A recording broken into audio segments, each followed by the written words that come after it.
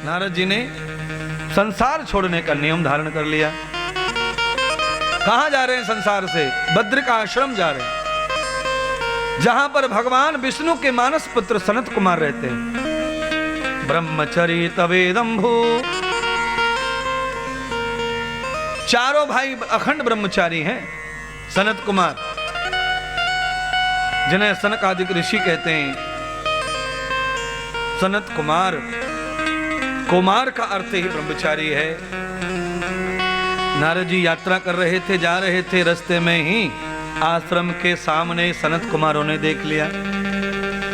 चारों के चारों ब्रह्मचारी नारद जी को देखकर खड़े हो गए, प्रणाम करने लगे और नारद जी को प्रार्थना करने लगे।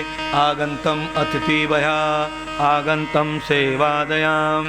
हे नारद जी, आप आज हमारे अतिथि बन जाओ, हमारी सेवा स्वीकार करो। अगर आज आप हमारे आश्रम में पधार कर चरण लगा दिए और हमें चरण पखारने का अवसर दिया और आज हमारा रूखा सूखा भोजन ग्रहण कर लिया, तो साक्षात भगवान के दर्शन का फल हमें प्राप्त हो जाएगा। आप समझ रहे हैं कथा? समझ रहे हैं। अपने दरवाजे से अगर कोई साधु जा रहा हो तो रास्ता रोक कर उसे प्रणाम करो और अपने घर में लाकर भोजन करवाने की, दक्षिणा देने की कोशिश करो। अगर वो साधु तुम्हारे घर आ जाए, न्योता मान ले, तो समझ लेना साक्षात नारायण का प्रवेश घर में हो गया है। यस्यं भागवतम गतिम देवम दर्शनम प्रियाम। संत के चरणों में नारायण वास करते महाराज। सारी दुनिया नारायण के चरणों में जाना चाहती है और नारायण संतों के चरणों में निवास करना चाहते हैं महाराज। आप जानते ही हैं कृष्ण और राम को ये नारायण का अवतार है। इन्होंने जन्म लेने के बाद, अवतार लेने के बाद सबसे पहले गुरु सेवा की है, संत सेवा की है महाराज। मैं तो आपको कह रहा हूं कि भगवान के चरणों के दास बनो, पर भागवत कह रही है कि अपने गुरुदेव के चरणों के दास बनो। समस्तम नवेदितो जाताम देवम गोविंदम तथा दासो अहम गोविंदम गुरुबंधनम। जिन्होंने गोविंद का मार्ग दिखाया है, ऐसे गुरु गोविंद को ही चरणों में रहकर अपने कल्याण का मार्ग प्रशस्त कर लेना चाहिए। गोविंद ने भी वही किया जो तुम करो।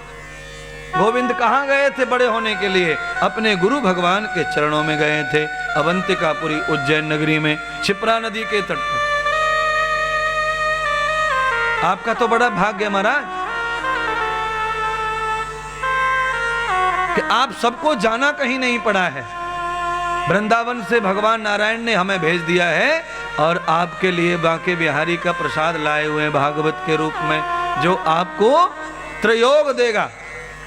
भागवत का तो फल मिलेगा ही मिलेगा, पर वृंदावन की सेवा जो हमने की है वह फल भी आपको अब प्राप्त हो जाएगा, क्योंकि ये शरीर वही तो है जो संतों की सेवा करके आया है।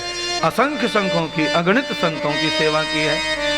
अब वो संतों की सेवा कहाँ जाएगी? तो कहा शरीर में व्यापक रहती है भाग्य के रूप में। जो हमें सुनेगा, समझेगा, सब में थोड़ा थोड़ा ये अंश भागवत की सेवा का जाएगा, आपको फल प्रदान करेगी भागवत। नारद जी ने अपना दुख बताया सनत कुमारों को। कहा कि इस समय अतिथि सेवा का सौभाग्य नहीं लूंगा। हे सनत कुमारों, आप नाराज न होना, मैं बहुत परिस्थिति में हूं और मेरे ऊपर बहुत बड़ी जिम्मेदारी है, कर्ज है।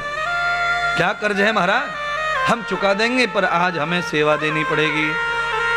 नारद जी बिल्कुल पसंद नहीं कर रहे सोना खाना पीना, क्योंकि जिनके ऊपर सच में कर्जा रहता है और दिल के ईमानदार रहते हैं, उनको खाना पीना सोना अच्छा नहीं लगता। नारद जी तो ईमानदार थे, ईमान था उनके पास,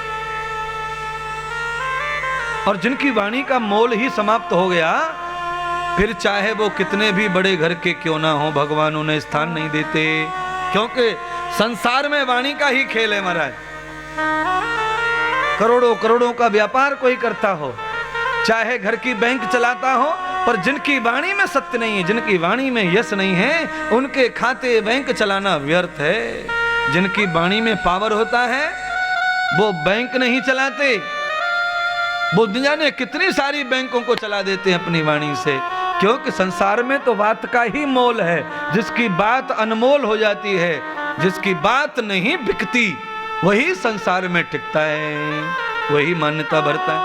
और जिनकी बातें बिकती रहती हैं, फिर उनकी मान्यताएं कम होती रहती हैं। महाराज नारद जी ने अपना सारा दुख बताया।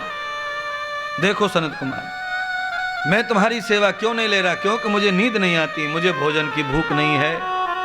क्यों नहीं है भूख? क्योंकि मेरे ऊपर ऋण है मेरे पिता का। मेरे पिता अस्वस्थ हैं, बीमार हैं, और मैं पिताजी को स्वस्थ करने का वचन दे के आया हूं। मैं स्वस्थ कर नहीं पाया, मैंने संपूर्ण तीर्थ कर लिए। अंत में मुझे वृंदावन का मार्ग संतों ने बताया, मैं वृंदावन भी गया।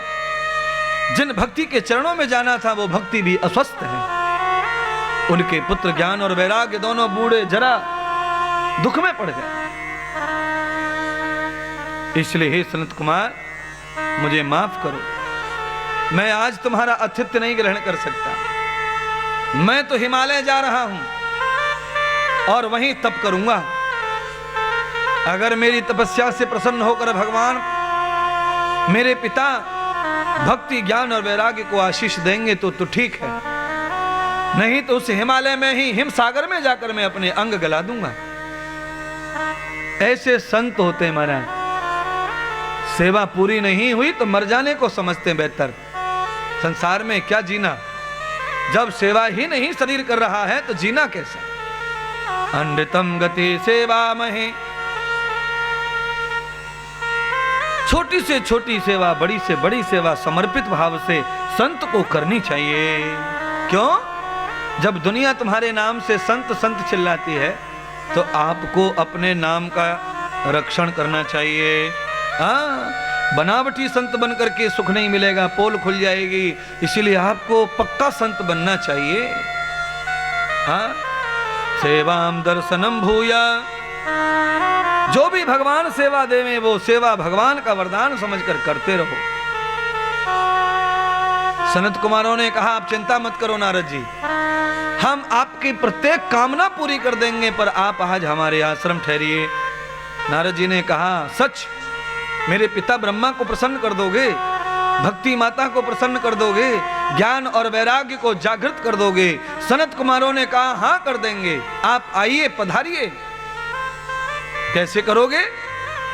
भयम संकल्पम कुरुहु देवम श्री फलम यथा। नारद जी के हाथ में श्रीफल दे दिया सनत कुमारों ने। नारियल पकड़ा दिया और पुष्प आदि अक्षत डालकर, चावल डाल करके संकल्प पढ़ने लगे। नारद जी के संकल्प पढ़ रहे हैं, श्री विष्णु विष्णु भगवान का नाम ले लिया है। तत्स श्री ब्रह्मणो द्वितीय प्रहराब्दे वैवस्वत मन्वन्तरे है अष्टाविंशति तमे श्वेत 12 कल्पे जम्बूद्वीपे भरतखंडे आर्यवर्तांतर्गते एकस्मिन् देशा भारत भूमौ आर्य प्रांत देशो हो सर्वेषां पुण्य भूमौ हो अद्यमेवां हिमालया अंतर्गते सर्वे भद्रका आश्रमो गति भूया। अद्यमेव शुभदिने शुभमासाः मासम उत्तमं मासे है प्राण मासे त्वया पुण्यम वेधा अमृतम यथा भागवतम कर्म करणाय भवन्तं वृणेः यजमान कामा सिद्धये त्वया यजमान नारदः भूयाः। निमित्त क्या है? पितृ की शांति निमित्त है, भक्ति निमित्त है, ज्ञान और विवेक निमित्त है। ऐसा निमित्त संकल्प पढ़ दिया। नारद जी समझ नहीं पा रहे हैं डॉक्टर साहब कि यह संकल्प क्यों पढ़ा जा रहा है? और दुनिया का कोई यजमान समझता थोड़ी है पंडित जी क्या बड़बड़ बड़बड़ करता रहता है। पंडित जी ने बस कह दिया, हाँ संकल्प हो गया, चढ़ा दो, चढ़ा दिया, रख दिया, रख दिया। किसी को नहीं समझा, पर नारद जी को सब समझा। नारद जी ने कहा, महाराज क्या तुम्हारे भागवत सुनाने से मेरा काम हो जाएगा? ऐसा क्या है भागवत में जो मैं भागवत सुनूं और मेरे पितृ प्रसन्न हो जाए, मेरे ब्रह्म तर जाए, मेरे माता पिता का उद्धार हो जाए और भक्ति प्रसन्न हो जाए, ज्ञान और वैराग्य जागृत हो जाए? क्या है भागवत में ऐसा? सनत कुमारों ने नारद जी को आसन दिया और आसन पर बिठाया। शिष्य बनाकर नारद जी बैठ गए। पर भाई और बहनों, कथा को समझो।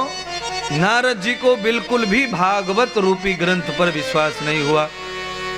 क्या है इस कहानियों में? अरे ये कहानियां तो दादी अम्मा नानी सुनाया करती थी बच्चों को सुनाने के लिए, और इस कहानियों में ऐसा क्या है जिसे सुनकर ज्ञान जाग जाएगा, विवेक जाग जाएगा और मेरे पिता ब्रह्मा प्रसन्न हो जाएंगे, भक्ति नाचने लगेगी। तब नारद जी को सनत कुमारों ने कहा भागवत की महिमा सुनाते हुए, हे नारद, ये केवल पितरों को नहीं तारती है, ये प्रेत को भी तार देती है।